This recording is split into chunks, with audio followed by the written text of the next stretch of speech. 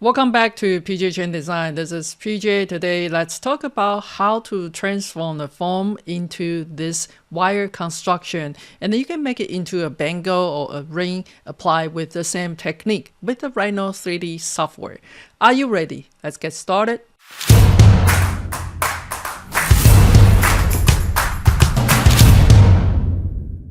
To begin with this structure, we need to know how big the size for this bangle. So I'm going to snapping into the 0. And usually the standard size is 60 millimeters. So I'm going to type it 30 for one side, holding my shift, and move it up for how narrow that you want it. So I'm just kind of eyeball it for the size that I want.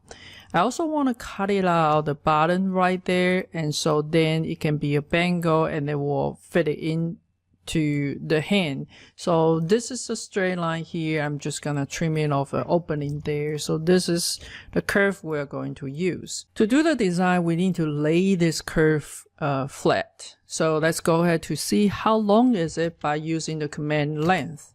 And with the length, it tells me that this is 1 to 4.184. Not like I will remember, so I just copy it there. Then after that, we're going to come into the side and to do our design. So I'm going to draw a straight line and just past the line that it was the length for that bangle, holding my shift, and I want to click it here. And that will be the line represent this curve when it is flat. Okay, so now we have this, we are going to do our design. Coming into the top view, I basically want to draw a square, and I want to snapping into the center for this line right there on the midpoint. And depends on how wide you wanted this piece to be, so something about this.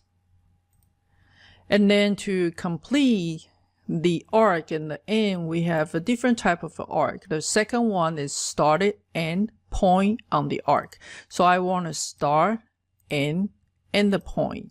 And you can see that it's a little bit bump there. I really don't like it. So I actually may want to make this a little bit longer. So that's using the arc one more time. Start, end, and then somewhere in the middle. The same thing here, start, end, and somewhere in the middle. And then we just need to explode it. And we delete those two. So then we have something that we can join together. This will be the border of the design.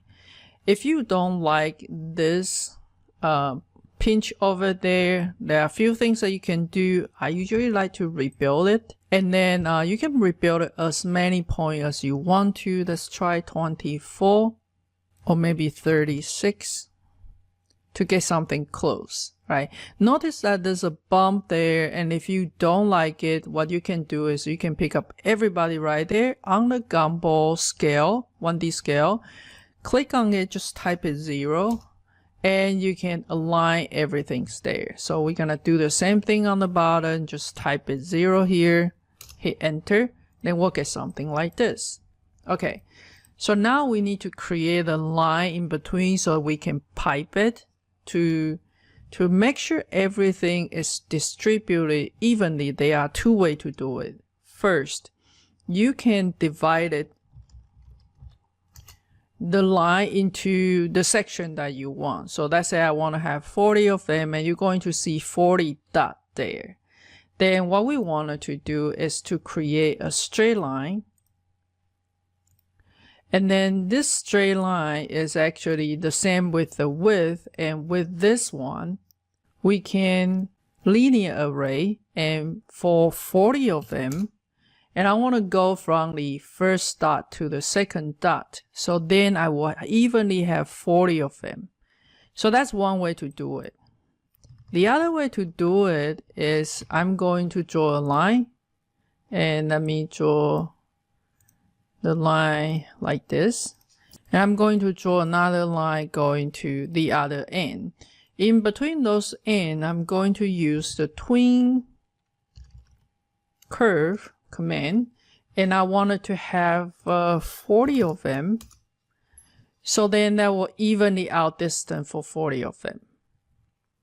So that's another way to do it, and depends on how you like it. All right, either way will work. So we don't need the first one, we don't need the last one, and we want to pick up this as a cutting tool to trim everybody outside, so that will be perfectly fit. Now we are going to twist this one first. This is no way you can twist something is already on there.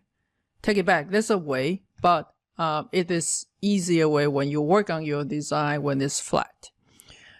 So we are going to do is using the twist command. We're gonna twist in between here and here. And I'm gonna coming into the right view saying I'm going to twist 180 degrees by holding my shift. So then you got something like this.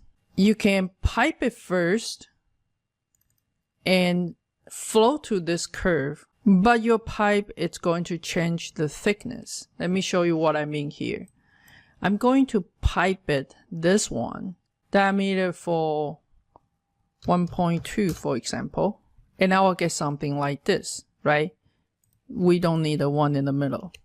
And if I flow, and I'm gonna flow everybody, and this is this, this is this, and you'll get something like this, right? That's not too big of the problem since this wire is not changing too much, but I can guarantee that all those wires, as you can see, it's tapering. Like this is bigger, this is smaller, and I actually want them to be exactly the same thickness. Another problem on this one is this is my wire and that's my bangle size. As you can see now, the design is cutting into the middle, so then the bangle size is changing. I would like to have everything follow outside of this curve, right?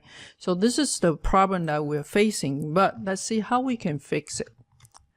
All right, so fixing number one, we don't use this to flow. We actually, if we look in the front view, we need to have a curve like follow this outline right there on the bottom, and that will be our base curve to flow. All right, the second thing is we don't pipe it first and flow. We actually want to flow and pipe it in order to keep the same thickness. All right, so how do we do this curve? Let's use a project to C-plane, and we do not want to delete input, right? So now you can see there's a curve right here. I'm going to change it into the green color so you see what I am doing there. All right, so this is the curve that is projected at the front view, so that fitted our profile perfectly. And I'm gonna draw a straight line going from the 0, and then using that straight line to trim this green one on the top. So now I have the one on the bottom. This is the curve we are going to use. So I'm going to delete this middle one and moving this one from this endpoint. So I'm looking at this and I'm going to move it from this endpoint to that endpoint, but I noticed something there. The line is actually folding back. It's hard to see, but you can see this endpoint is, the point is not the end. You can see the dashed line to know that this is not the endpoint. So I actually want to delete this one and delete this one and delete this one. This now is an endpoint, but it may run it too short, but that's okay. I'm going to delete a bunch of them here as well and make sure that one is an endpoint. Okay, so now we know that it's an endpoint, and then we get it a little bit too short. So here's what we're gonna do. We are going to use the oriented to point, and then we want to orient it. We don't need a copy. We do want a 3D scale, and we want it from endpoint to the endpoint, from endpoint to the endpoint, all the quadrant. All right, so that will be a line we're using. It may just a little bit different, but it's hard to tell by eye. Okay, so now this is what we're gonna do. We're gonna use flow along curve. You can just type it flow, and then you're gonna pick up everybody there besides that green line. Hit enter. This is the base curve, and the target curve will be one of the end. So now you can see if we going back to the front view, see that it's fitting perfectly. All right, so now we have this. Not a one in the middle.